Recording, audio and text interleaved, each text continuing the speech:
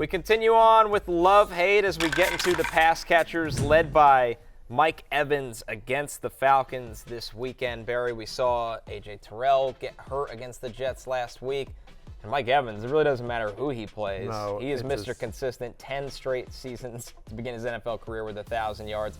He comes in as a top 10 wide receiver for you this week.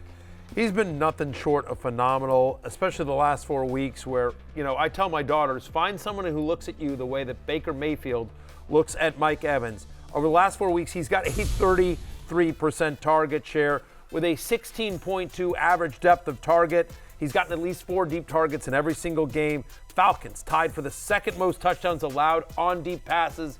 Mike Evans, you see it there on your screen. He's my wide receiver 9 this week.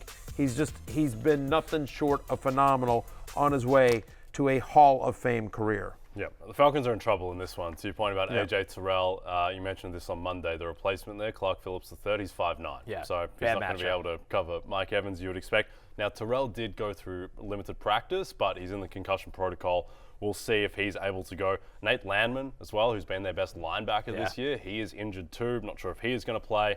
The line, based on the Falcons injury report, the line moved from Falcons -2.5 to Falcons -1, which tells you that they are in trouble on defense. And Evans, who's wide receiver 8 on the season, should be able to benefit. Our next one, DJ Moore. We've talked a lot on this show about how bad the Lions' defense has been. They can't stop anyone right now. And Moore's season has been pretty simple. When Justin Fields has been healthy, Moore's had some monster performances with Fields under center. He has, and this Lions defense at the moment, I mean, they just have no prayer at all. Alan McNeil, he goes down. Yep, he's on IR. Yeah. He's in trouble. He's their best interior defensive lineman.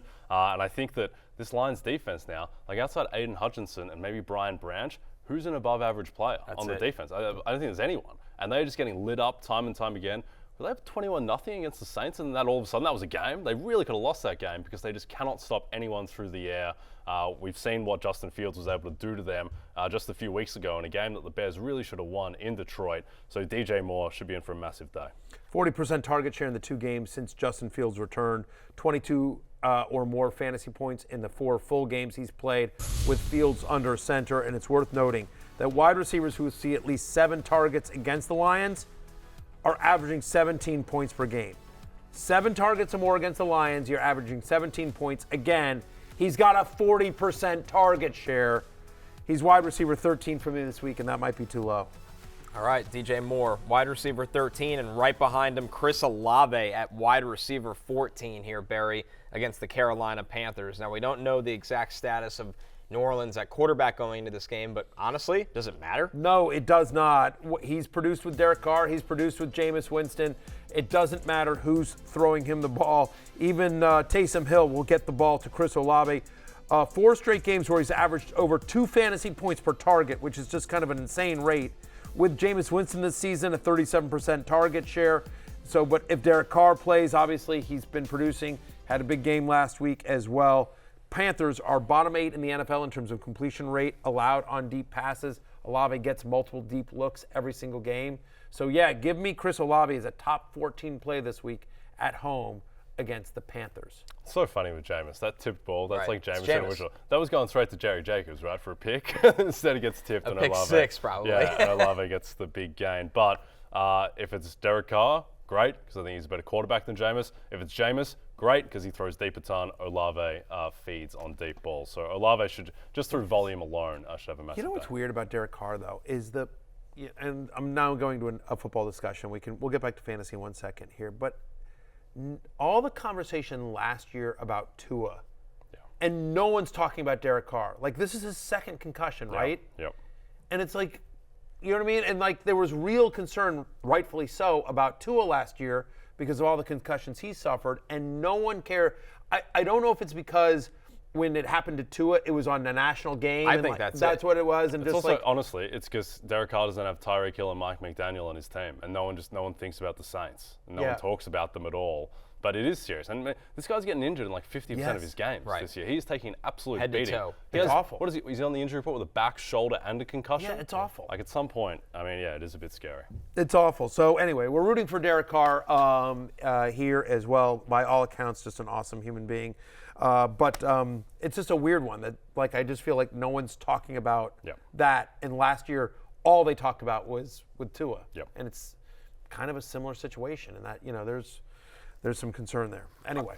Our final pass catcher locked into the love list, Jake Ferguson. He's on a big-time touchdown stretch here, Barry, and we talked about just how much confidence we have in Dallas's passing attack right now. Yeah, especially when they play tight end and they're facing the Eagles. Yeah.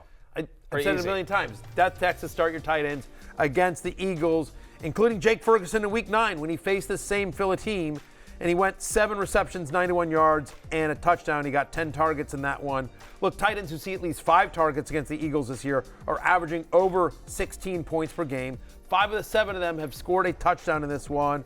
And so Jake Ferguson, who leads all tight ends in the NFL with 20 red zone targets, he's got 6 more than anyone else. Like, when they get in close, Dak Prescott likes to look for big Jake Ferguson, who scored in 4 of his past 6, including the last time he faced the Eagles. He's a top 5 play for me this week. All in on Jake Ferguson. Yep, and the Eagles, here's how bad they're doing at linebacker. So Christian Ellis, he started the game at linebacker in their biggest game of the season against the Niners. He's just been waived. So that's how they're doing. And Shaq Leonard has come in there, but Shaq Leonard's not the guy that he was 3 years ago in Indianapolis. There is a reason he was available this late in the season, struggling in coverage. So I think that Jake Ferguson should go off. Yeah, by the way, here's how bad the Eagles linebackers are, and just here's how down bad they are on the defense. Penn State Blake didn't fight us with any stats, and sometimes when we'll talk about this, and we'll be like, hey, but and Blake will be like, well, no, he starts defending him because he's a diehard Eagles fan. Penn State Blake will start being like, well, no, well, there's this and there's this, and this guy's coming back, and I don't think you understand. And now this time he's just like, Jake Ferguson, fire him up. Yeah, Okay. exactly. Now, Zach Cunningham will be back, and that'll help a bit, but yeah, they're still in trouble. And on the other side of this, Dallas Goedert will return, so a Yes. big-time tight end game. That helps, and certainly, I mean, it's one of the reasons why I moved Devontae Smith down in my ranks. And so it's great to have Dallas Goedert back. I think you've been holding on to him. I think you start him like he's a top 10 tight end as soon as he's active for this game here, but that's a concern. Devontae Smith now more of a wide receiver 3 than the wide receiver, the top 15 guy he's been the last couple of weeks with Goddard out. Some others receiving votes, both Rashee Rice and Gabe Davis in that Buffalo-Kansas City game. Jackson Smith-Njigba makes the list. He's had a really nice second half of the season so far. Elijah Moore, we know the deal. If Joe Flacco is playing, you could start Elijah Moore. Dontavian Wicks, Christian Watson is out. Keep an eye on that. Isaiah Likely against the Rams and Gerald Everett against the Broncos here, Matthew. Yeah, just to whip through quickly on these. Rice has now had back-to-back games with over a 30% target share with at least 8 receptions in both. Buffalo allows the second highest catch rate to wide receivers. Gabe Davis also inside my top 30 as well. Season highs in end zone targets and deep targets against the Eagles in Week 12. Kansas City bottom 10 in fantasy points allowed to wide receivers over the last 4. JSN, we've talked about him a lot on this show, but continues to improve.